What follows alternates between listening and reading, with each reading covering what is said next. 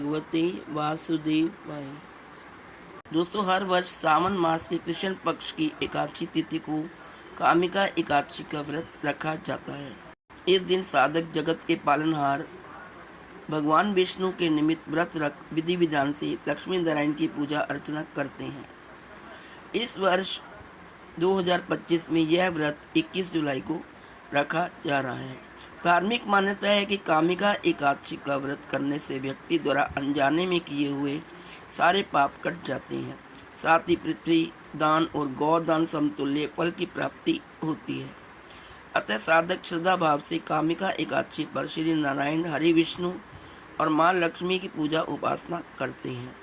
तो आइए सुनते हैं कामिका एकादशी व्रत की पवित्र कथा। कामिका एकादशी व्रत कथा के अनुसार कालांतर में किसी गांव में एक बहुत शक्तिशाली क्षत्रिय रहता था। उसे अपने बल पर बेहद अहंकार का था।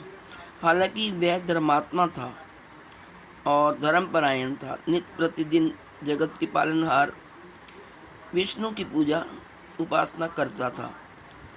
एक दिन वह किसी विशेष कार्य हेतु कहीं जा रहा था कि मार्ग में उसकी एक ब्राह्मण से भिड़ंत हो गई।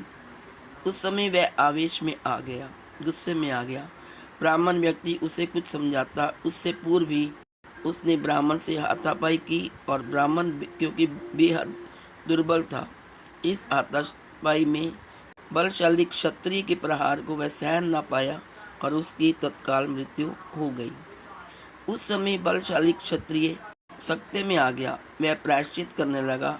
उसे अपनी गलती का एहसास हुआ कि उसने अपने बल के दम पर निर्बल ब्राह्मण की हत्या कर दी।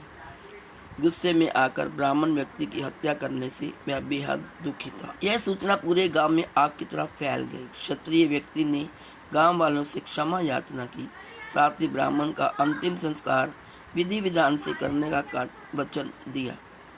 हालांकि पंडितों ने अंतिम क्रिया में शामिल होने के से इनकार कर दिया, लेकिन उस समय क्षत्रिय ने क्षमा याचना कर फल जानना चाहा। तब पंडितों ने कहा कि ब्रह्म हत्या का दोष का प्रायश्चित करने के पश्चात हम लोग आपके गृह पर भोजन ग्रहण करेंगे।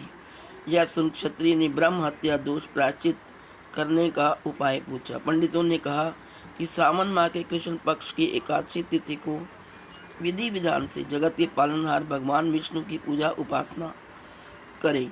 साथ ही ब्राह्मणों को भोजन कराएं और दान दक्षिणा दें। ऐसा करने से आप ब्रह्म हत्या दोष से मुक्त हो जाएंगे। कालांतर में क्षत्रिय ने ब्राह्मण व्यक्ति का दाह संस्कार किया।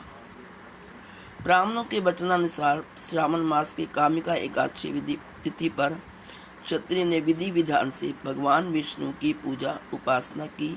साथ ही ब्राह्मणों को भोजन करवाया, दान दक्षिणा भी दी।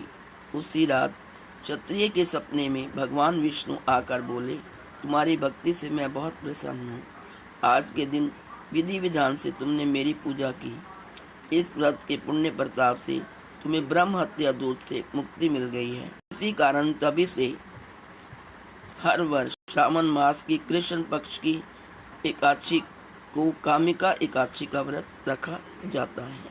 तो जैसे भगवान विष्णु ने उस ब्राह्मण को ब्रह्म हत्या से मुक्त किया, वैसे ही भगवान सब पर कृपा करें और सबके पापों का नाश करें।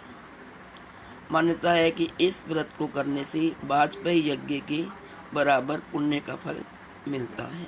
ओम नमो भगवते वासुदेवाय।